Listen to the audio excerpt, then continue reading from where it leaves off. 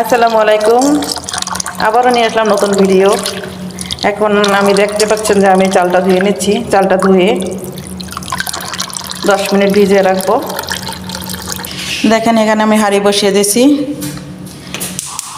চুলাটা ধরিয়ে নেব। তারপর এখানে দিয়ে দেব 2 টেবিল চামচ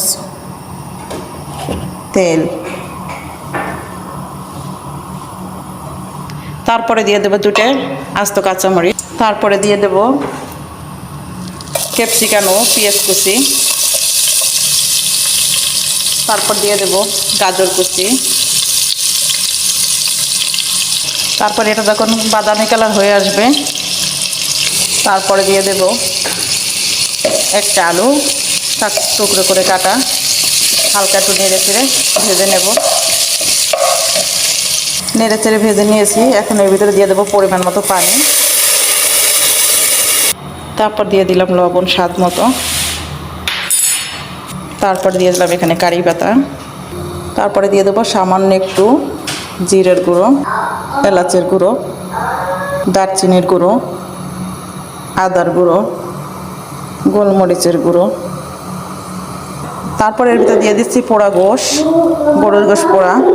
কিছুক্ষণ আগে আমি চালটা ভিজিয়ে রাখছি। এখন আমি পানিটা শুকিয়ে নেব। তারপর দেখেন এখানে আমার পানিটা ফুটে গেছে। আমি এটার ভিতরে চালটা অ্যাড করে দেব।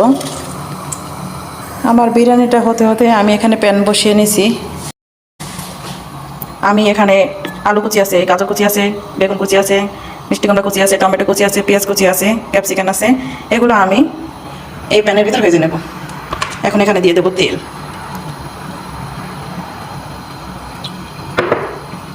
একে একে এখানে সব উপকরণগুলো মিক্স করে ভেজে নেব।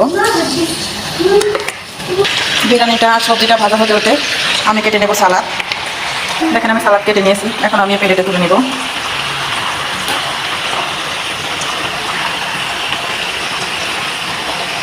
আমি এটার ভিতরে এখন একটু ঘি ছড়িয়ে দেব।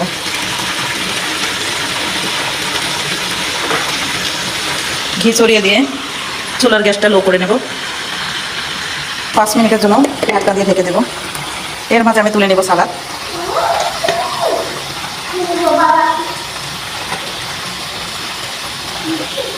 এখন আমি তুলে নেব গাজর কুচি। তারপর কেটে নিয়েছি 2 টুকরা লেবু, 4টা মরিচ। এখানে আমি আরেকটা প্যান বসিয়ে নিলাম।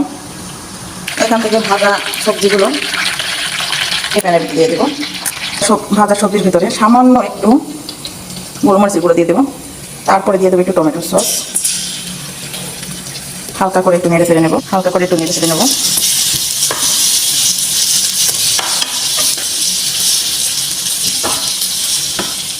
এখানে দেখেন আমার বিরিয়ানিটা হয়ে গেছে।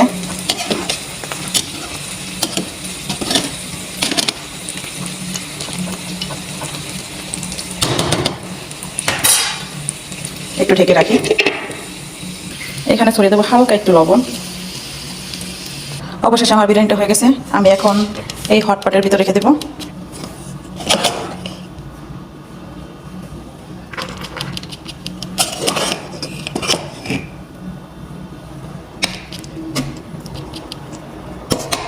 এখন আমি দিয়ে দেবো এই যে ভাজা সেই সবজিগুলো।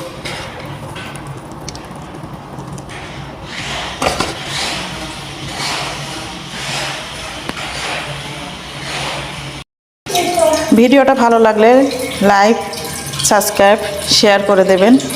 আল্লাহ হাফেজ।